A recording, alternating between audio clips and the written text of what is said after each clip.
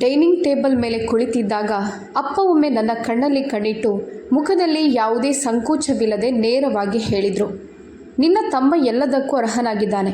ಮನೆ, ಹಣ ಮತ್ತು ಕಂಪನಿ ಎಲ್ಲವನ್ನು ನಾನು ರೋಹನ್ಗೆ ಕೊಟ್ಟಿದ್ದೇನೆ.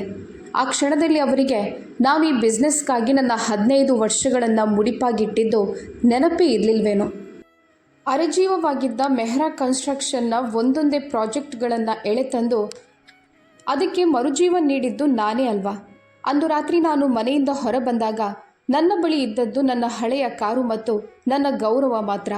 ಸ್ನೇಹಿತರೆ, ಕತೆ ಮುಂದುವರಿಸುವ ಮೊದಲು ನನ್ನದೊಂದು ಮನವಿ. ದಯವಿಟ್ಟು ಈಗಲೇ ವಿಡಿಯೋಗೆ ಲೈಕ್ ಮಾಡಿ.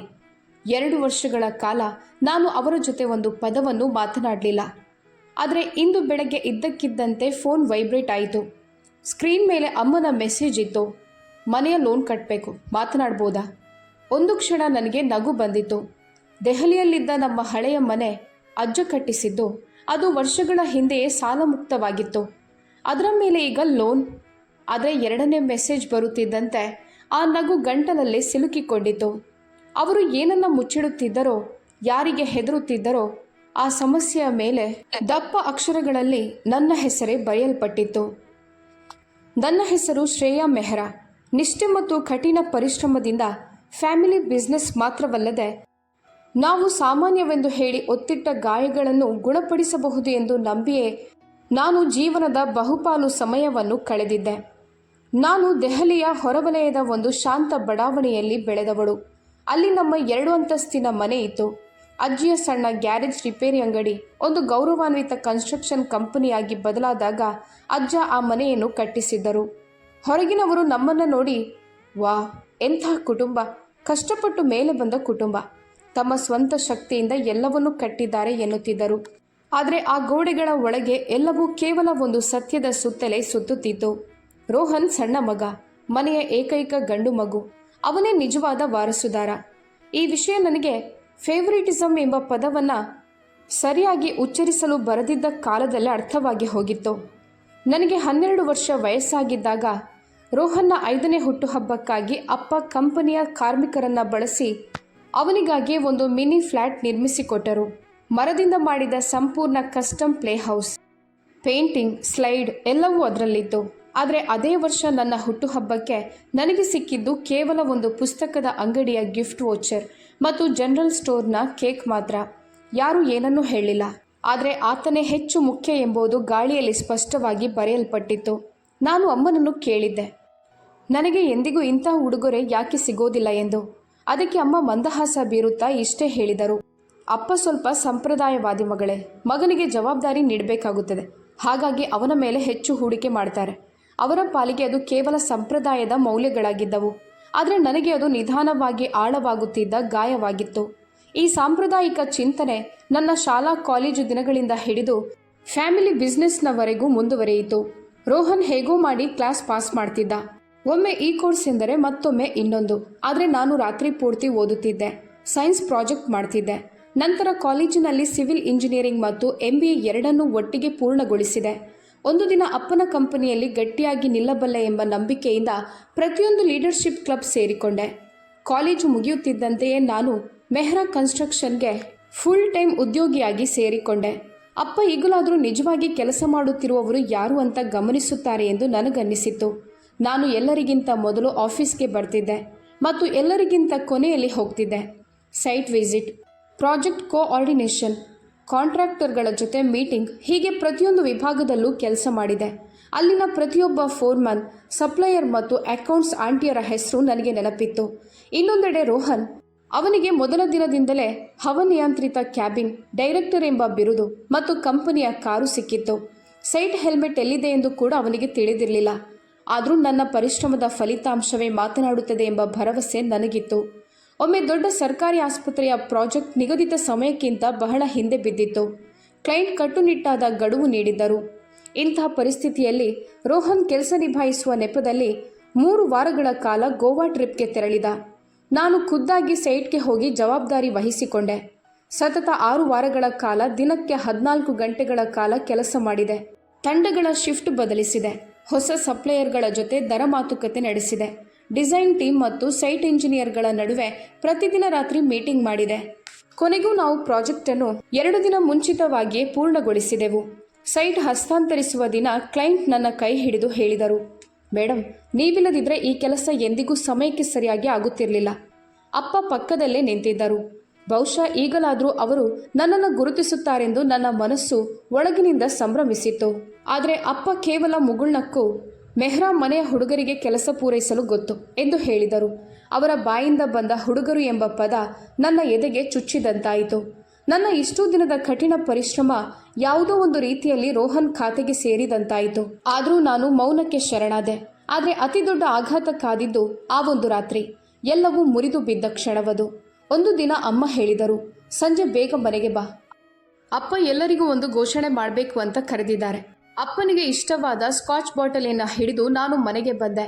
ಬಹುಶಃ ಈಗ ನನ್ನನ್ನು ಅಫಿಷಿಯಲ್ ಪಾರ್ಟ್ನರ್ ಮಾಡಬಹುದು ಅಥವಾ ಕನಿಷ್ಠ ಕೆಲವು ಷೇರುಗಳನ್ನಾದರೂ ನೀಡಬಹುದು ಎಂದು ಭಾವಿಸಿದ್ದೆ. ಡೈನಿಂಗ್ ಟೇಬಲ್ ಸುತ್ತ ಎಲ್ಲರೂ ಕುಳಿತಿದ್ದರು. ನಾನು, ಮಮ್ಮಿ, ಅಪ್ಪ ಮತ್ತು ತನ್ನ ಎಂದಿನ ಸುಳ್ಳು ಆತ್ಮವಿಶ್ವಾಸದ ನಗುವಿನೊಂದಿಗೆ ರೋಹನ್. ಅಪ್ಪ ಗ್ಲಾಸ್ ಎತ್ತಿದರು. ರೋಹನ್ ಕಡೆಗೆ ಹೆಮ್ಮೆಯಿಂದ ನೋಡುತ್ತಾ ಹೇಳಿದರು, ಇಂದಿನಿಂದ ಕಂಪನಿ, ಈ ಮನೆ ಮತ್ತು ನಮ್ಮೆಲ್ಲ ಹೂಡಿಕೆಗಳನ್ನು ಅದರ ನಿಜವಾದ ವಾರಸುದಾರ ರೋಹನ್ ಹೆಸರಿಗೆ ಮಾಡುತ್ತಿದ್ದೇನೆ. ಅಷ್ಟೇ. ನನ್ನ ಇಡೀ ಭವಿಷ್ಯ ನೆಲಸಮವಾಗಿ ಬಿದ್ದಿತು. ನನ್ನ ಪಾಲಿಗೆ ಸಿಕ್ಕಿದ್ದೇನು 3 ತಿಂಗಳ ಸಂಬಳ ಮತ್ತು ನಾನು ಮೊದಲಿನಿಂದಲೂ ಬಳಸುತ್ತಿದ್ದ ಆ ಕಾರು. ನನ್ನ ಎದೆಯಲ್ಲಿ ಏನೋ ಒಂದು ಜೋರಾಗಿ ಒಡೆದಂತಾಯಿತು. ನಾನು ಅಲ್ಲಿಯೇ ಮರಗಟ್ಟಿ ಕುಳಿತೆ. ಅಂದು ರಾತ್ರಿ ನಾನು ಒಂದು ಮಾತನ್ನು ಆಡದೆ ನನ್ನ ಸಾಮಾನುಗಳನ್ನು ಪ್ಯಾಕ್ ಮಾಡಿದೆ. ಲ್ಯಾಪ್ಟಾಪ್, ಕೆಲವು ಬಟ್ಟೆಗಳು, ಅಜ್ಜ ಮತ್ತು ಅವರ ಮೊದಲ ಟ್ರಕ್ನ ಹಳೆಯ ಫೋಟೋ ಹಾಗೂ ನನ್ನ ಕಾರನ್ನು ತೆಗೆದುಕೊಂಡು ದೆಹಲಿಯಿಂದ ನೇರವಾಗಿ ಏರ್ಪೋರ್ಟ್ಗೆ ತೆರಳಿದೆ. ಮರುದಿನ ಬೆಳಗ್ಗೆ ನಾನು ಮುಂಬೈನಲ್ಲಿ ಇದ್ದೆ.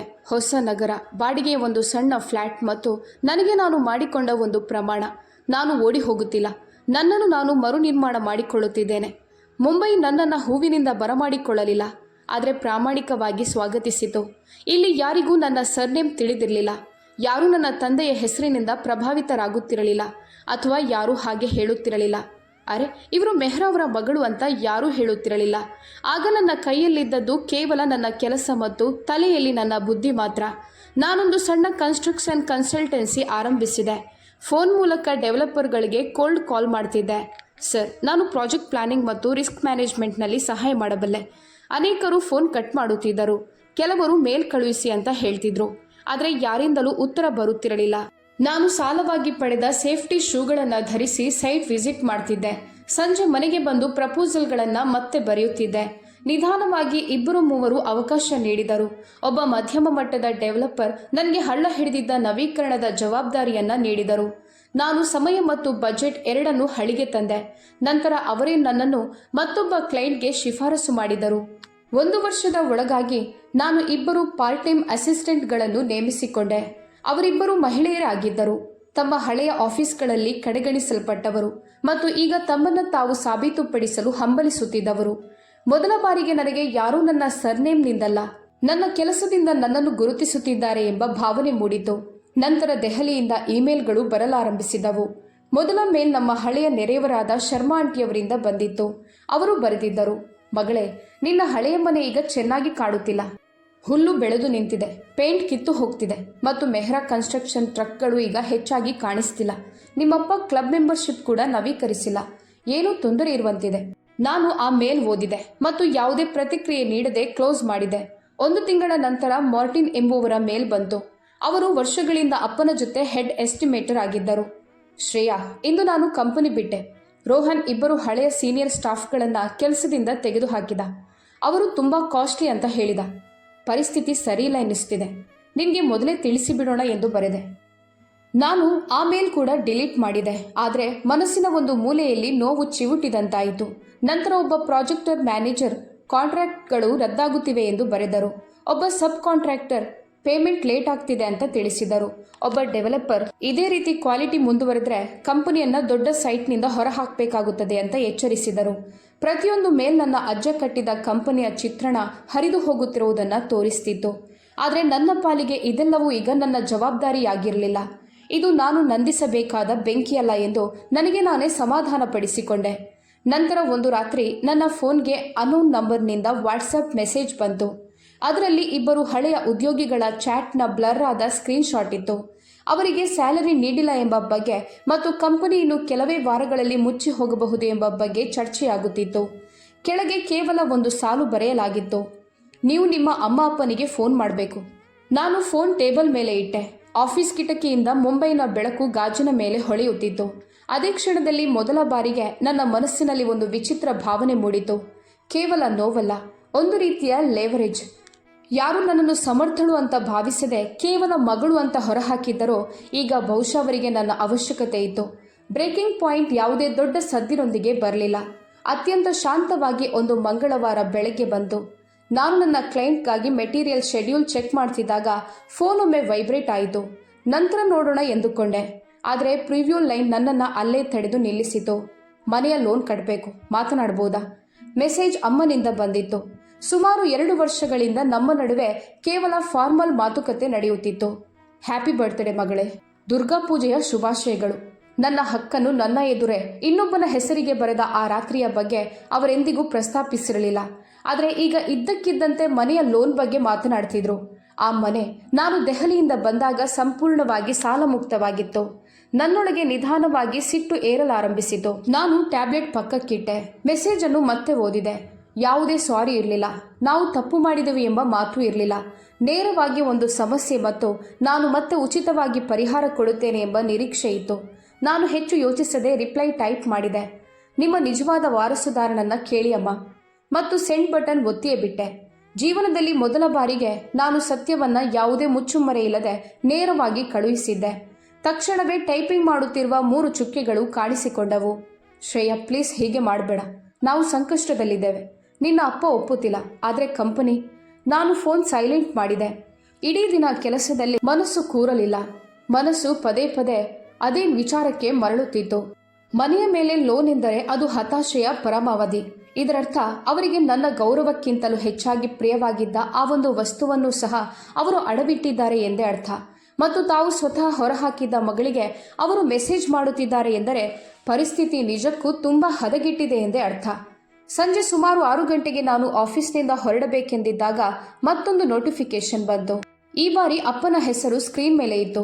2 ವರ್ಷಗಳ ಹಿಂದೆ ಕೊನೆಯ ಬಾರಿ ಮಾತನಾಡುವಾಗ ಅವರು ಹೇಳಿದ್ದರು, ರೋಹನ್ ಎಲ್ಲದಕ್ಕೂ ಅರ್ಹನಾಗಿದ್ದಾನೆ, ನೀನಲ್ಲ. ನಾನು ಕಾಲ್ ಕಟ್ ಮಾಡಿದೆ. ಕೆಲವು ಸೆಕೆಂಡುಗಳ ನಂತರ ವಾಯ್ಸ್ ಮೇಲ್ ಬಂತು. ನಾನು ಸ್ವಲ್ಪ ಹೊತ್ತು ತಡೆದುಕೊಂಡೆ, ಆದರೆ ಕುತೂಹಲಕ್ಕೆ ಸೋತು ರೆಕಾರ್ಡಿಂಗ್ ಪ್ಲೇ ಮಾಡಿದೆ. ಶ್ರೇಯಾ, ನನ್ಗೊತ್ತು ನೀನು ಕೋಪಗೊಂಡಿದ್ಯಾ ಮತ್ತು ಅದಕ್ಕೆ ನಿನಗೆ ಹಕ್ಕಿದೆ. ಆದರೆ ಕಂಪನಿಯ ಮೇಲೆ ತುಂಬ ಒತ್ತಡವಿದೆ. ನಮಗೆ ಬೇರೆ ದಾರಿಯೇ ಇಲ್ಲದಂತಾಗಿದೆ. ಅವರು ಕಂಪನಿಯಲ್ಲಿ ಸವಾಲುಗಳಿವೆ ಎನ್ನುತ್ತಿದ್ದರು, ಆದರೆ ಕುಸಿದು ಬಿದ್ದಿದೆ ಅಂತ ಹೇಳುವ ಧೈರ್ಯ ಅವರಿಗಿರಲಿಲ್ಲ. ಬಹಳ ಹೊತ್ತು ಮೌನವಿತ್ತು. ನಂತರ ಅವರ ಧ್ವನಿ ತುಂಬ ಕ್ಷೀಣವಾಯಿತು. ನಮಗೆ ನಿನ್ನ ಸಹಾಯ ಬೇಕು. ಆ ವಿಚಿತ್ರವಾದ ಬದಲಾವಣೆಯನ್ನ ಕಂಡು ನನ್ನ ಗಂಟಲಲ್ಲಿ ಏನೋ ಸಿಲುಕಿಕೊಂಡಂತಾಯಿತು. ಅದು ಅನುಕಂಪದಿಂದಲ್ಲ. ಜೀವನದಲ್ಲಿ ಮೊದಲ ಬಾರಿಗೆ ಅಪ್ಪ ನನ್ನ ಬಳಿ ಏನನ್ನೋ ಕೇಳಿದ್ದರು. ಇಲ್ಲಿಯವರೆಗೆ ನಾನು ಯಾವಾಗಲೂ ಕೊಡುತ್ತಲೇ ಬಂದಿದ್ದೆ. ನನ್ನ ಸಮಯ, ನನ್ನ ಬುದ್ಧಿಶಕ್ತಿ, ನನ್ನ ನಿದ್ದೆ ಮತ್ತು ನನ್ನ ಯೌವನ. ಪ್ರತಿಯಾಗಿ ನನಗೆ ಸಿಕ್ಕಿದ್ದು ಕೇವಲ ನಿರ್ಲಕ್ಷ್ಯ ಮತ್ತು ಅವಮಾನ ಮಾತ್ರ. ಈಗ ಬಹುಶಃ ಮೊದಲ ಬಾರಿಗೆ ಅವರಿಗೆ ಇನ್ನೊಬ್ಬರ ಮೇಲೆ ಅವಲಂಬಿತವಾಗುವುದು ಎಂದರೆ ಹೇಗಿರುತ್ತದೆ ಎಂಬುದು ಅರ್ಥವಾಗುತ್ತಿತ್ತು. ಜೊತೆಗೆ ಎದುರಿಗಿರುವವರು ಸರಿ ಎನ್ನಬಹುದು ಅಥವಾ ಇಲ್ಲ ಎನ್ನಬಹುದು ಎಂಬ ಭಯವು ಅವರಿಗಿತ್ತು. ಅಂದು ರಾತ್ರಿಯೇ ನಾನು ಅಪ್ಪನಿಗೆ ಫೋನ್ ಮಾಡಿದೆ. ಕರ್ತವ್ಯಕ್ಕಾಗಿ ಅಲ್ಲ, ಸ್ಪಷ್ಟತೆಗಾಗಿ. ನಾವು ಮುಂದೆ ಏನನ್ನಾದರೂ ಮಾತನಾಡುವ ಮೊದಲು ನನಗೆ ಸಂಪೂರ್ಣ ಸತ್ಯ ತಿಳಿಯಬೇಕು ಎಂದು ನೇರವಾಗಿ ಹೇಳಿದೆ. ಯಾವ ಲೋನ್, ಎಷ್ಟು ಪೇಮೆಂಟ್ ಬಾಕಿ ಇದೆ, ಯಾವ್ಯಾವ ಪ್ರಾಜೆಕ್ಟ್ಗಳು ಅರ್ಧಕ್ಕೆ ನಿಂತಿವೆ, ಎಲ್ಲವನ್ನು ಸ್ಪಷ್ಟವಾಗಿ ಹೇಳಬೇಕು. ಆಗ ಮಾತ್ರ ನಾನು ಸಹಾಯ ಮಾಡಬೇಕೋ ಬೇಡವೋ ಅಂತ ಯೋಚಿಸುತ್ತೇನೆ. ಅವರು ಸುಸ್ತಾದ ನಿಟ್ಟುಸಿರು ಬಿಟ್ಟರು. ಅಂತಹ ನಿಟ್ಟುಸಿರನ್ನ ನಾನು ಎಂದೂ ಕೇಳಿರಲಿಲ್ಲ. ಮನೆಗೆ ಬಾ, ಎಲ್ಲವನ್ನೂ ತೋರಿಸುತ್ತೇನೆ ಎಂದರು. ಮನೆ ಎನ್ನುವ ಪದ ಈಗ ವಿಚಿತ್ರವೆನಿಸುತ್ತಿತ್ತು. ಅದು ನಾನು ಟಿಕೆಟ್ ಬುಕ್ ಮಾಡಿದೆ. ಶುಕ್ರವಾರ ಬೆಳಗಿನ ಫ್ಲೈಟ್. ಮುಂಬೈನಿಂದ ದೆಹಲಿಗೆ ಇಳಿಯುತ್ತಿದ್ದಂತೆ ಫೆಬ್ರವರಿಯ ತಣ್ಣನೆಯ ಗಾಳಿ ಮುಖಕ್ಕೆ ರಾಚಿತು. ವಿಮಾನದಿಂದ ಹೊರಬರುವಾಗ ನನಗೆ ಮೊದಲ ಬಾರಿಗೆ ಅನ್ನಿಸಿತು, ನಾನು ಮಗಳಾಗಿ ಮರಳುತ್ತಿಲ್ಲ, ಒಬ್ಬ ಸಂಧಾನಕಾರ್ತಿಯಾಗಿ ಮರಳುತ್ತಿದ್ದೇನೆ ಎಂದು. ನಾನು ಏರ್ಪೋರ್ಟ್ನಿಂದ ಬಾಡಿಗೆಗೆ ಒಂದು ಕಾರು ಪಡೆದು ಅದೇ ಹಳೆಯ ರಸ್ತೆಯಲ್ಲಿ ಹೊರಟೆ. ಮೆಹ್ರಾ ಕನ್ಸ್ಟ್ರಕ್ಷನ್ ಬೋರ್ಡ್ಗಳು, ಹಳೆಯ ಸೊಸೈಟಿ ಮತ್ತು ಬಾಲ್ಯದಲ್ಲಿ ಸೈಕಲ್ ತುಳಿಯುವಾಗ ನಾನು ಬಿದ್ದಿದ್ದ ಆ ತಿರುವು ಎಲ್ಲವೂ ಪರಿಚಿತವಾಗಿಯೇ ಇತ್ತು. ಆದರೆ ನಾನು ಮಾತ್ರ ಈಗ ಮೊದಲಿನಂತಿರಲಿಲ್ಲ. ನನ್ನ ಹಳೆಯ ಮನೆಯ ಹತ್ತಿರಕ್ಕೆ ಬರುತ್ತಿದ್ದಂತೆ ಒಳಗೆ ಅದುಮಿಟ್ಟಿದ್ದ ನೆನಪುಗಳು ಮರುಕಳಿಸತೊಡಗಿದವು. ಅಮ್ಮ ಭಾನುವಾರ ಮಾಡುತ್ತಿದ್ದ ರಾಜ್ಮಾ ಚಾವಲ್, ಮೆಟ್ಟಿಲು ಹತ್ತುವಾಗ ಕೇಳಿ ಬರುತ್ತಿದ್ದ ಆ ಸಣ್ಣ ಕಿರುಚಾಟದ ಶಬ್ದ ಮತ್ತು ಅಪ್ಪನ ಗಂಭೀರ ಧ್ವನಿ. ರೋಹನ್ ಸಣ್ಣ ಸಾಧನೆ ಮಾಡಿದ್ರೂ ಅವನು ಒಲಿಂಪಿಕ್ಸ್ ಗೆದ್ದವನಂತೆ ಅಪ್ಪ ಸಂಭ್ರಮಿಸುತ್ತಿದ್ದ ಆ ಧ್ವನಿ. ಆದರೆ ನನ್ನ ಕಣ್ಣ ಮುಂದೆ ಕಂಡ ದೃಶ್ಯಕ್ಕೆ ನಾನು ಸಿದ್ಧಳಾಗಿರಲಿಲ್ಲ. ಮನೆಯ ಹಚ್ಚ ಹಸಿರಿನ ಲಾನ್ನಲ್ಲಿ ಈಗ ಅಲ್ಲಲ್ಲಿ ಒಣಗಿದ ಹಳದಿ ಕಲೆಗಳಿದ್ದವು. ಕಿಟಕಿಗಳ ಪೇಂಟ್ ಕಿತ್ತು ಹೋಗಿತ್ತು. ಡ್ರೈವೇನಲ್ಲಿ ಬಿರುಕುಗಳಿದ್ದವು. ಅತಿ ಹೆಮ್ಮೆಯಿಂದ ಮನೆಯ ಮುಂದೆ ಪಾರ್ಕ್ ಮಾಡುತ್ತಿದ್ದ ಕಂಪನಿಯ ಆ ದೊಡ್ಡ ಟ್ರಕ್ ಎಲ್ಲೂ ಇರಲಿಲ್ಲ. ನಾನು ಬೆಲ್ ಒತ್ತದೆಯೇ ಬಾಗಿಲು ತೆರೆದೆ. ಅದಕ್ಕೆ ಲಾಕ್ ಕೂಡ ಇರಲಿಲ್ಲ. ಒಳಗೆ ಹೋದ ಕೂಡಲೇ ನಾನು ಯಾವುದೋ ಕೇಸ್ ಫೈಲ್ಗಳ ನಡುವೆ ಬಂದಿದ್ದೇನೆ ಎನಿಸಿತು. ಡ್ರಾಯಿಂಗ್ ರೂಮಿನ ಸೆಂಟರ್ ಟೇಬಲ್ ಮೇಲೆ ಕಾಗದಗಳ ರಾಶಿಯೇ ಇತ್ತು. ವಿದ್ಯುತ್ ಬಿಲ್, ಬ್ಯಾಂಕ್ ನೋಟಿಸ್ಗಳು, ಲೋನ್ ಸ್ಟೇಟ್ಮೆಂಟ್ಗಳು, ಕಾಂಟ್ರಾಕ್ಟರ್ಗಳ ದೂರುಗಳು, ಎಲ್ಲದರ ಮೇಲೂ ಕೆಂಪು ಬಣ್ಣದಲ್ಲಿ ಲೇಟ್ ಫೀ ಮತ್ತು ಫೈನಲ್ ವಾರ್ನಿಂಗ್ ಎಂಬ ಮುದ್ರೆಗಳಿದ್ದವು. ಅಮ್ಮ ಸೋಫಾ ಮೇಲೆ ಕುಳಿತು ತನ್ನ ಬೆರಳುಗಳನ್ನು ಹೊಸೆಯುತ್ತಿದ್ದರು. ಅಪ್ಪ ಅತ್ತಿತ್ತ ಅಡ್ಡಾಡುತ್ತಿದ್ದರು. ಅವರ ಹೆಗಲುಗಳು ಕುಸಿದಿದ್ದವು. ಯಾವ ವ್ಯಕ್ತಿ ರೂಮಿಗೆ ಬರುತ್ತಿದ್ದಂತೆ ಇಡೀ ವಾತಾವರಣವನ್ನೇ ತನ್ನ ಹತೋಟಿಗೆ ತೆಗೆದುಕೊಳ್ಳುತ್ತಿದ್ದರೋ ಇಂದು ಅವರು ತುಂಬ ಅಸಹಾಯಕರಾಗಿ ಕಾಣುತ್ತಿದ್ದರು.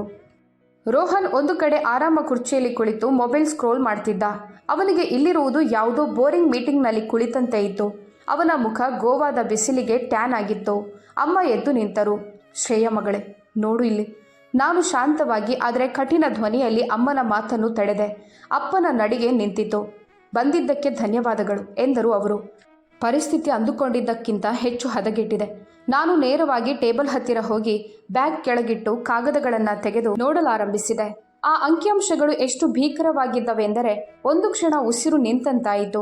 ಮಿಸ್ ಆದ EMIಗಳು, ಪೆನಾಲ್ಟಿಯ ಮೇಲೆ ಪೆನಾಲ್ಟಿ, ಕಾಂಟ್ರಾಕ್ಟ್ ಉಲ್ಲಂಘನೆಯ ನೋಟಿಸ್ಗಳು ಎಲ್ಲವೂ ಒಟ್ಟಿಗೆ ಬಂದಿದ್ದವು. ನೀವು ಮನೆಯ ಮೇಲೆ ಲೋನ್ ಮಾಡಿದ್ದೀರಾ? ನಾನು ಮೆಲ್ಲಗೆ ಕೇಳಿದೆ. ಅಪ್ಪ ಗಂಟಲು ಸರಿಪಡಿಸಿಕೊಂಡು ನುಂಗಿದರು. ಕಂಪನಿಗೆ ಹಣದ ಹರಿವು ಬೇಕಿತ್ತು. ಕೇವಲ ಸ್ವಲ್ಪ ಸಮಯಕ್ಕಾಗಿ ಅಷ್ಟೆ. ನಾನು ಬ್ಯಾಂಕಿನ ರೆಡ್ ಸ್ಟ್ಯಾಂಪ್ ನೋಟಿಸ್ ಎತ್ತಿಕೊಂಡೆ. ಇದೇ ಮಾತನ್ನು ನೀವು ಬ್ಯಾಂಕಿನವರಿಗೂ ಹೇಳಿದ್ದೀರಾ? ಯಾಕಂದರೆ ಅವರ ಪ್ರಕಾರ ಈ ಸ್ವಲ್ಪ ಸಮಯ ಈಗ ಹರಾಜಿನ ಹಂತಕ್ಕೆ ಬಂದು ತಲುಪಿದೆ. ರೋಹನ್ ಕೊನೆಗೂ ಮೊಬೈಲ್ನಿಂದ ಕಣ್ಣು ಎತ್ತಿದ. ಸಿಟ್ಟಿನಿಂದ ಹೇಳಿದ, ತಾವೀಗ ಲೆಕ್ಚರ್ ಮೋಡ್ಗೆ ಹೋಗೋದನ್ನು ನಿಲ್ಲಿಸ್ಬೋದಾ? ನೀನು ಸಹಾಯ ಮಾಡಲು ಬಂದಿದ್ದೀಯಾ ಹೊರತು ಜಡ್ಜಾಗಲು ಅಲ್ಲ ಅಂತ ಅಪ್ಪ ಹೇಳಿದ್ದಾರೆ. ನಾನು ಅತಿ ನಿಧಾನವಾಗಿ ಅವನ ಕಡೆಗೆ ತಲೆ ತಿರುಗಿಸಿದೆ. ನಿನಗೆ ಇದು ಲೆಕ್ಚರ್ ಅನ್ನಿಸ್ತಿದ್ಯಾ? ಅವನ ಮುಖದ ನಗು ಮಾಯವಾಯಿತು. ನಾನು ಉಳಿದ ಪೇಪರ್ಗಳನ್ನು ಎತ್ತಿಕೊಂಡೆ. ಖರ್ಚುಗಳ ಸಾರಾಂಶ, ಕ್ರೆಡಿಟ್ ಕಾರ್ಡ್ ಸ್ಟೇಟ್ಮೆಂಟ್ಗಳು, ಟ್ರಾವೆಲ್ ಇನ್ವಾಯ್ಸ್. ಇದು ನೋಡು ರೋಹನ್, ಕ್ಲೈಂಟ್ ಮೀಟಿಂಗ್ ಹೆಸರಿನಲ್ಲಿ ನೀನು ಎಷ್ಟು ಪರ್ಸನಲ್ ಟ್ರಿಪ್ಗಳನ್ನು ಕಂಪನಿಯ ಖಾತೆಗೆ ಹಾಕಿದ್ಯಾ ಎಂಬುದು ತಿಳಿಯುವುದಿಲ್ಲ ಎಂದ್ಕೊಂಡಿದ್ಯಾ? ಗೋವಾ, ದುಬೈ, ಕೇರಳದ ರೆಸಾರ್ಟ್, ಆ ಬೋಟ್ ರೈಡ್ ಮತ್ತು ಈ ಸ್ಪಾ ಪ್ಯಾಕೇಜ್. ರೋಹನ್ ದವಡೆ ಬಿಗಿಯಿತು. ನಾನು ಸಂಬಂಧಗಳನ್ನು ಬೆಳೆಸ್ತಿದ್ದೆ. ಒಬ್ಬ CEO ಮಾಡುವ ಕೆಲಸವನ್ನೇ ನಾನು ಮಾಡಿದ್ದು. ನೀನು CEO ಆಗಿದ್ದು ಯಾವಾಗ? ನಾನು ಧ್ವನಿ ಏರಿಸದೆಯೇ ಕೇಳಿದೆ. ನೀನು ಕೇವಲ ಒಬ್ಬ ಹಠಮಾರಿ ಮಗುವಿನಂತಿದ್ದೆ. ಯಾರ ಕೈಗೆ ಲೋಡೆಡ್ ಗನ್ ನೀಡಲಾಗಿತ್ತೋ ಅಂತಹ ಮಗು. ಅಪ್ಪ ಮಧ್ಯೆ ಪ್ರವೇಶಿಸಲು ಪ್ರಯತ್ನಿಸಿದರು. ಶ್ರೇಯಾ, ಹಾಗೆ ಮಾತನಾಡಬೇಡ. ಇಂದು ಸಾಫ್ಟ್ ಆಗಿ ಮಾತನಾಡೋದು ಬೇಡ ಅಪ್ಪ. ನಾನು ಅವರ ಮಾತನ್ನು ತುಂಡರಿಸಿದೆ. ಯಾಕಂದರೆ ಇಂದಿನವರೆಗೂ ಪ್ರತಿಯೊಂದನ್ನು ಸಾಫ್ಟ್ ಮಾಡಿಯೇ ನಾವು ಈ ಸ್ಥಿತಿಗೆ ತಲುಪಿದ್ದೇವೆ. ಅಮ್ಮನ ಕಣ್ಣಲ್ಲಿ ಭಯ ಎದ್ದು ಕಾಣುತ್ತಿತ್ತು. ವರ್ಷಗಳ ತಪ್ಪುಗಳು ಹಠಾತ್ ಎದುರು ಬಂದು ನಿಂತಾಗ ಇಂತಹ ಭಯ ಕಾಡುತ್ತದೆ. ನಾನು ಇನ್ನೊಂದು ಫೈಲ್ ತೆರೆದೆ. ಹೊಸ ಲೋನ್ಗಳು, ಅತಿ ಹೆಚ್ಚಿನ ಬಡ್ಡಿದರ, ಓದದೆಯೇ ಸಹಿ ಮಾಡಿದ ಪೇಪರ್ಗಳು. ಇವೆಲ್ಲವನ್ನು ರೋಹನ್ ಒಳ್ಳೆಯ ಆಫರ್ ಎಂದುಕೊಂಡು ಪಡೆದಿದ್ದ. ಈ ನಿರ್ಧಾರಗಳು ಕೇವಲ ಕಂಪನಿಯನ್ನು ಮಾತ್ರವಲ್ಲ, ನಿಮ್ಮ ನಿವೃತ್ತಿಯನ್ನು ಮುಳುಗಿಸಿವೆ. ನಿಮ್ಮ 47 ಉದ್ಯೋಗಿಗಳ ಬದುಕನ್ನು ಅಪಾಯಕ್ಕೆ ತಳ್ಳಿದ್ದೀರಿ. ಯಾವ ಮನೆಯನ್ನು ನೀವು ನನ್ನ ಪರಿಶ್ರಮಕ್ಕಿಂತ ಹೆಚ್ಚು ಮುಖ್ಯವೆಂದು ಭಾವಿಸಿದ್ದೀರೋ ಆ ಮನೆ ಮುಳುಗುವ ಸ್ಥಿತಿಗೆ ಬಂದಾಗ ಮಾತ್ರ ನಿಮಗೆ ಅಚಾನಕ್ಕಾಗಿ ಒಬ್ಬ ಮಗಳಿದ್ದಾಳೆ, ಅವಳು ನಿಮ್ಮನ್ನು ಕಾಪಾಡಬಲ್ಲಳು ಎಂಬುದು ನೆನಪಾಯಿತು. ಅಪ್ಪ ಕಣ್ಣು ಮುಚ್ಚಿಕೊಂಡರು. ಅಂದು ರಾತ್ರಿ ನಾನು ಏನು ಹೇಳಿದ್ದೆ ಅಂತ ನನಗೆ ನೆನಪಿದೆ. ಅವರು ಮೆಲ್ಲಗೆ ಮಾತನಾಡಲು ಶುರು ಮಾಡಿದರು ಮತ್ತು ನನಗೆ ಪಶ್ಚಾತ್ತಾಪವಿದೆ. ನಿಮಗೆ ಈಗ ಸಾರಿ ಕೇಳುವ ಹಕ್ಕಿಲ್ಲ ಎಂದು ನಾನು ಅವರ ಮಾತನ್ನು ಅಲ್ಲಿಗೆ ನಿಲ್ಲಿಸಿದೆ. ನಾನು ನೇರವಾಗಿ ಹೇಳಿದೆ, ಈಗ ನಾವು ಕೇವಲ ಪರಿಸ್ಥಿತಿಯನ್ನು ನೋಡುತ್ತಿದ್ದೇವೆ, ಭಾವನೆಗಳನ್ನು ಆಮೇಲೆ ನೋಡೋಣ. ರೋಹನ್ ಕೈಗಳನ್ನು ಅಗಲಿಸಿ ಹೇಳಿದ, ನೀನು ಯಾವಾಗಲೂ ನೀನನ್ನು ಪರ್ಫೆಕ್ಟ್ ಅಂತ ತಿಳಿದುಕೊಳ್ಳುತ್ತೀಯಾ? ಕಂಪನಿ ನಡೆಸುವ ಬಗ್ಗೆ ನಿನ್ಗೇನು ಗೊತ್ತು? ನನ್ನ ಬಾಯಿಂದ ಒಂದು ಸಣ್ಣ ಕಹಿ ನಗು ಹೊರಬಂತು. ರೋಹನ್, ನಾನು 15 ವರ್ಷಗಳ ಕಾಲ ಈ ಕಂಪನಿಯನ್ನು ನಡೆಸಿದ್ದೇನೆ. ನೀನು ಕೇವಲ ಅದರ ಕ್ರೆಡಿಟ್ ತೆಗೆದುಕೊಳ್ತಿದ್ದೆ ಅಷ್ಟೇ. ರೂಮಿನಲ್ಲಿ ಹಠಾತ್ತನೆ ಮೌನ ಆವರಿಸಿತು. ನಾನು ದೀರ್ಘವಾಗಿ ಉಸಿರಾಡಿ ಕುರ್ಚಿಯ ಮೇಲೆ ಕುಳಿತೆ. ಸರಿ, ನಾನು ಕೈಗಳನ್ನು ಜೋಡಿಸಿ ಟೇಬಲ್ ಮೇಲಿಟ್ಟು ಹೇಳಿದೆ, ಈಗ ಅಸಲಿ ವಿಷಯಕ್ಕೆ ಬರೋಣ. ನೀವು ನನ್ನನ್ನು ಯಾಕೆ ಕರೆದಿದ್ದೀರಿ? ಅಪ್ಪ ಕುರ್ಚಿಯನ್ನು ಎಳೆದುಕೊಂಡು ಕುಳಿತು ಹೇಳಿದರು, ನಮಗೆ ರಿಸ್ಟ್ರಕ್ಚರಿಂಗ್ ಪ್ಲಾನ್ ಬೇಕು. ಬ್ಯಾಂಕ್ ಕಾನೂನು ಕ್ರಮದ ಬೆದರಿಕೆ ಹಾಕ್ತಿದೆ. ಕ್ಲೈಂಟ್ಗಳು ಬಿಟ್ಟು ಹೋಗ್ತಿದ್ದಾರೆ. ನೀನು ವಾಪಸ್ ಬಂದು ಲೀಡರ್ಶಿಪ್ ವಹಿಸಿಕೊಂಡ್ರೆ ಎಂದು ನಾವು ಯೋಚಿಸಿದ್ದೇವೆ. CEO ಅಥವಾ CFO ಅಂತಹ ಯಾವುದಾದ್ರೂ ರೋಲ್. ಇಲ್ಲ, ನಾನು 1 ಸೆಕೆಂಡ್ ಕೂಡ ಯೋಚಿಸದೆ ಹೇಳಿದೆ. ಅಮ್ಮ ಬೆಚ್ಚಿ ಬಿದ್ದರು. ಆದರೆ ಮಗಳೇ, ಇಲ್ಲ ಅಮ್ಮ, ನಾನು ಅವರನ್ನು ತಡೆದೆ. ನಾನು ಇಲ್ಲಿ ಮತ್ತೆ ಎಂಪ್ಲಾಯ್ ಆಗಿ ಬಂದು ಕುಳಿತುಕೊಳ್ಳೋದಿಲ್ಲ. ರೋಹನ್ ಇನ್ನೂ ಆ ಫ್ಯಾನ್ಸಿ ಟೈಟಲ್ ಇಟ್ಟುಕೊಂಡು ಇಲ್ಲಿ ಓಡಾಡ್ತಿರುವಾಗ ನಾನು ನನ್ನ ಹೆಸರು ಮತ್ತು ಗೌರವವನ್ನು ಪಣಕ್ಕಿಡಲು ಸಾಧ್ಯವಿಲ್ಲ. ರೋಹನ್ ಕುರ್ಚಿಯಿಂದ ಪುಟಿದೆದ್ದ. ಎಕ್ಸ್ಕ್ಯೂಸ್ ಮೀ, ರಿಲ್ಯಾಕ್ಸ್, ನಾನಂದೆ. ನನ್ನ ಧ್ವನಿ ಇನ್ನೂ ಸಾಧಾರಣವಾಗಿಯೇ ಇತ್ತು, ಆದರೆ ಅಲ್ಲಿನ ವಾತಾವರಣ ಬದಲಾಗಿತ್ತು. ಮೊದಲು ನಾನು ನನ್ನ ಷರತ್ತುಗಳನ್ನು ಸ್ಪಷ್ಟಪಡಿಸುತ್ತೇನೆ. ಅಪ್ಪನ ಹೆಗಲುಗಳು ಇನ್ನೂ ಕುಸಿದವು. ನಿನಗೆ ಏನ್ ಬೇಕು ಶ್ರೇಯಾ? ಕೊನೆಗೂ ಸರಿಯಾದ ಪ್ರಶ್ನೆ ಬಂತು. ನನಗೆ ಕಂಟ್ರೋಲಿಂಗ್ ಇಂಟ್ರೆಸ್ಟ್ ಬೇಕು, ನಾನು ಹೇಳಿದೆ. ಕಂಪನಿಯಲ್ಲಿ ಮೆಜಾರಿಟಿ ಓನರ್ಶಿಪ್, ಅಂತಿಮ ನಿರ್ಧಾರ ತೆಗೆದುಕೊಳ್ಳುವ ಸಂಪೂರ್ಣ ಅಧಿಕಾರ, ಆಪರೇಷನ್, ಫೈನಾನ್ಸ್, ಸ್ಟ್ರಾಟಜಿ ಎಲ್ಲದರ ಮೇಲೆ. ರೋಹನ್ ಎಷ್ಟು ವೇಗವಾಗಿ ಕುರ್ಚಿಯನ್ನ ಹಿಂದೆ ತಳ್ಳಿದನೆಂದರೆ ನೆಲದ ಮೇಲೆ ಆ ಶಬ್ದ ಪ್ರತಿಧ್ವನಿಸಿತು. ಖಂಡಿತ ಇಲ್ಲ, ಇದು ನನ್ನ ಕಂಪನಿ. ನಾನು ತಲೆಯನ್ನ ಸ್ವಲ್ಪ ಓರೆ ಮಾಡಿ ಕೇಳಿದೆ. ಹೌದಾ? ಯಾಕಂದ್ರೆ ಈ ಕಾಗದದ ಪ್ರಕಾರ ನಿನ್ಗಿಂತ ಬ್ಯಾಂಕಿನ ಪಾಲೆ ಈಗ ಇದರಲ್ಲಿ ಹೆಚ್ಚಾಗಿದೆ. ಅಪ್ಪ ಮುಖವನ್ನ ಕೈಗಳಿಂದ ಉಜ್ಜಿಕೊಂಡರು. ಮೆಜಾರಿಟಿ ಎನ್ನುವುದು ತುಂಬಾ ದೊಡ್ಡ ಬೇಡಿಕೆ. ಹಾಗೆ ಕಂಪನಿಯನ್ನು ಉಳಿಸುವ ಕೆಲಸವು ಚಿಕ್ಕದೇನಲ್ಲ, ನಾನು ಶಾಂತವಾಗಿ ಉತ್ತರಿಸಿದೆ. ಮತ್ತು ಈ ರೂಮಿನಲ್ಲಿ ಆ ಕೆಲಸ ಮಾಡುವ ಅನುಭವ ಕೇವಲ ನನ್ನ ಬಳಿ ಮಾತ್ರ ಇದೆ. ಅಮ್ಮನ ಧ್ವನಿ ಗದ್ಗದಿತವಾಯಿತು. ಆದರೆ ಕಂಪನಿ ಕುಟುಂಬದಲ್ಲೇ ಇರುತ್ತದೆಯಲ್ವಾ? ಖಂಡಿತ, ನಾನಂದೆ. ಕೇವಲ ವ್ಯತ್ಯಾಸವೇನೆಂದ್ರೆ ಈ ಬಾರಿ ಅದನ್ನು ಮುಳುಗಿಸುವ ಬದಲು ಉಳಿಸಲು ತಿಳಿದಿರುವವರು ಅದನ್ನು ನಿಭಾಯಿಸ್ತಾರೆ. ರೋಹನ್ ತಲೆ ಅಲುಗಿಸಿದ. ಇದು ಹುಚ್ಚುತನ ಅಪ್ಪ, ನೀವಿದನ್ನ ಹೇಗೆ ಒಪ್ತೀರಿ? ಇವಳೇ ಅಲ್ವಾ ಬಿಟ್ಟು ಹೋಗಿದ್ದು? ಇವಳು ಸೋಲೊಪ್ಪಿಕೊಂಡಿದ್ಲು. ಅವನ ಮಾತುಗಳು ಒಳಗಿನ ಎಲ್ಲೋ ಒಂದು ಕಡೆ ಚುಚ್ಚಿದವು. ಆದರೆ ಅದು ಸತ್ಯಕ್ಕಲ್ಲ, ಅವನ ಅಜ್ಞಾನಕ್ಕಾಗಿ. ನಾನು ಸೋಲೊಪ್ಪಿಕೊಂಡಿರಲಿಲ್ಲ. ನಾನು ನಿಧಾನವಾಗಿ ಆದರೆ ಸ್ಪಷ್ಟವಾಗಿ ಹೇಳಿದೆ. ನನ್ನನ್ನು ಹೊರಕ್ಕೆ ತಳ್ಳಲಾಗಿತ್ತು. ಅಂದು ರಾತ್ರಿ ಅಪ್ಪ ಯಾವಾಗ ನನಗೆ ನಾನು ಯಾವುದಕ್ಕೂ ಅರ್ಹಳಲ್ಲ ಮತ್ತು ನೀನೇ ಅಸಲಿ ವಾರಸುದಾರ ಹೇಳಿದ್ರೋ ಅಂದೇ ನನಗೆ ಅರ್ಥ ಆಗಿತ್ತು. ನಾನು ಇಲ್ಲೇ ಉಳಿದ್ರೆ ನನ್ನನ್ನು ನಾನು ಕಳೆದುಕೊಳ್ಳುತ್ತೇನೆ ಎಂದು. ಅಪ್ಪನ ಕಣ್ಣುಗಳಲ್ಲಿ ಮೊದಲ ಬಾರಿಗೆ ನಿಜವಾದ ನಾಚಿಕೆ ಕಂಡಿತು. ನಾನು ಮುಂದುವರೆದು ಹೇಳಿದೆ, ಈಗ ನೀವು ನನ್ನನ್ನು ವಾಪಸ್ ಕರೆಯುತ್ತಿದ್ದೀರಿ. ನಿಮಗೆ ನನ್ನ ಅಗತ್ಯವಿದೆ.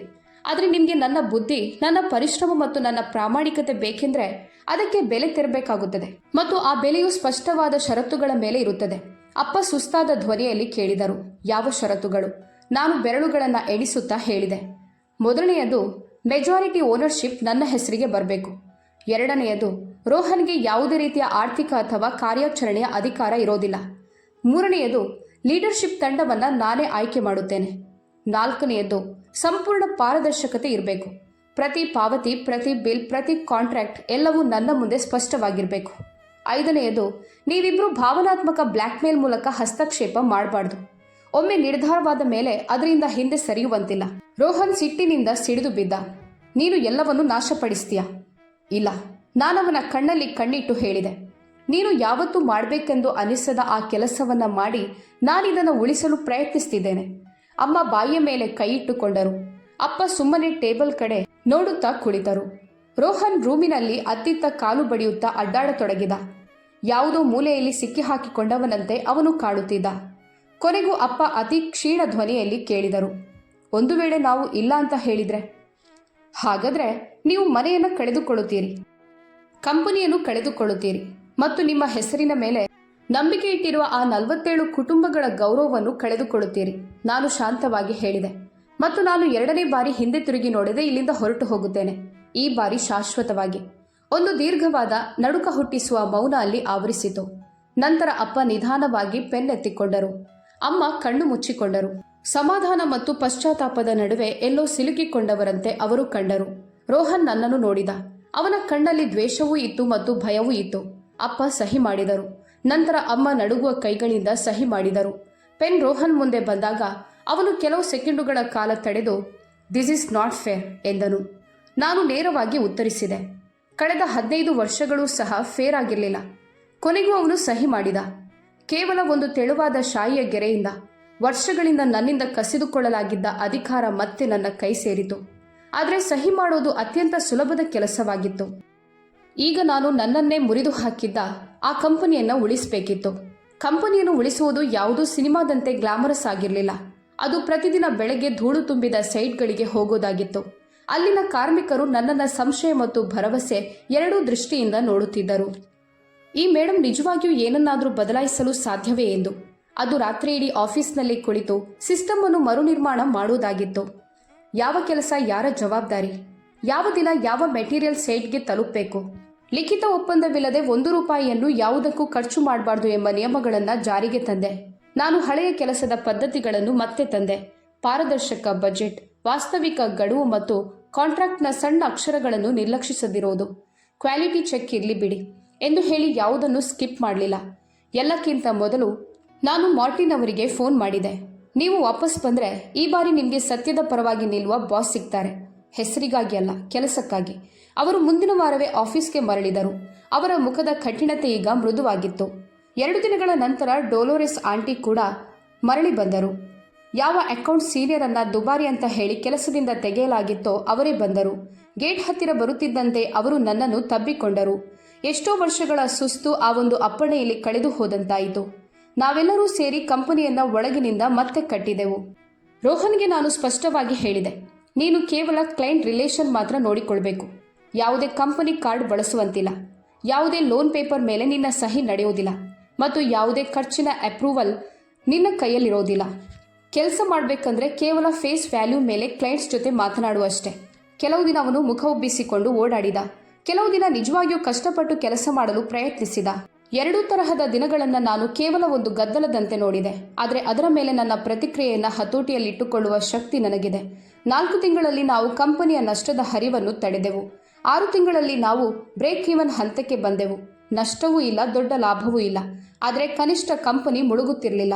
9ನೇ ತಿಂಗಳಲ್ಲಿ 2 ಹಳೆಯ ಕ್ಲೈಂಟ್ಗಳು ವಾಪಸ್ ಬಂದರು. ಹೊಸ ಮ್ಯಾನೇಜ್ಮೆಂಟ್ನಲ್ಲಿ ಏನು ಬದಲಾವಣೆಯಾಗಿದೆ ಎಂದು ನೋಡೋಣ ಎಂದು ಅವರು ಹೇಳಿದರು. ಮೊದಲ ಬಾರಿಗೆ ಕಂಪನಿ ಸಣ್ಣದಾದರೂ ಸ್ಪಷ್ಟವಾದ ಲಾಭ ತೋರಿಸಿದಾಗ ಅಪ್ಪನ ಫೋನ್ ಬಂತು. ಅವರು ಇಷ್ಟೇ ಹೇಳಿದರು, ನೀನು ಸಾಧಿಸಿ ತೋರಿಸಿದೆ. ಯಾವುದೇ ಉದ್ದನೆಯ ಭಾಷಣವಿಲ್ಲ, ಸಮರ್ಥನೆಗಳಿಲ್ಲ, ಕೇವಲ ಒಂದು ಸಣ್ಣ ಸತ್ಯ. ಎಷ್ಟೋ ವರ್ಷಗಳ ನಂತರ ಮೊದಲ ಬಾರಿಗೆ ನಾನವರ ಧ್ವನಿಯಲ್ಲಿ ಅಹಂಕಾರಕ್ಕಿಂತ ಹೆಚ್ಚಾಗಿ ಭರವಸೆಯನ್ನ ಕೇಳಿದೆ. ಕೆಲವು ಸಮಯದ ನಂತರ ಅಪ್ಪ ಅಮ್ಮ ಆ ಹಳೆಯ ದೊಡ್ಡ ಮನೆಯನ್ನ ಮಾರಿ ನಗರದ ಹತ್ತಿರ ಒಂದು ಸಣ್ಣ ಸುಂದರವಾದ ಫ್ಲಾಟ್ ಪಡೆದರು. ನಾನಲ್ಲಿಗೆ ಅವರನ್ನ ಭೇಟಿ ಮಾಡಲು ಹೋದಾಗ ಅವರು ನೆಮ್ಮದಿಯಾಗಿ ಕಂಡರು. ಬಹುಶಃ ಸ್ಟೇಟಸ್ ಮತ್ತು ಶರ್ಟ್ ಜೇಬಿನಲ್ಲಿಟ್ಟ ಮನೆಯ ಪೇಪರ್ ಮಾತ್ರವೇ ಜೀವನವಲ್ಲ ಎಂಬುದು ಅವರಿಗೆ ಮೊದಲ ಬಾರಿಗೆ ಅರ್ಥವಾಗುತ್ತಿತ್ತು. ದೆಹಲಿ ಆಫೀಸ್ನ ದೈನಂದಿನ ಕೆಲಸಗಳನ್ನು ನೋಡಿಕೊಳ್ಳಲು ನಾನು ಒಬ್ಬ ಅನುಭವಿ ಪ್ರೊಫೆಷನಲ್ ಸಿಇಒ ಅನ್ನ ನೇಮಿಸಿದೆ. ನನಗೆ ನಾನು ಸ್ಪಷ್ಟಪಡಿಸಿಕೊಂಡೆ, ನಾನು ಕಂಪನಿಯ ದಿಕ್ಕು ಮತ್ತು ಮೌಲ್ಯಗಳನ್ನು ನಿರ್ಧರಿಸುತ್ತೇನೆ, ಆದರೆ ನನ್ನ ಇಡೀ ಜೀವನವನ್ನು ಕೇವಲ ಇಲ್ಲೇ ಕಳೆಯುವುದಿಲ್ಲ. ನಾನು ಮತ್ತೆ ಮುಂಬೈಗೆ ಮರಳಿದೆ, ಆ ಸಣ್ಣ ಆಫೀಸ್ಗೆ.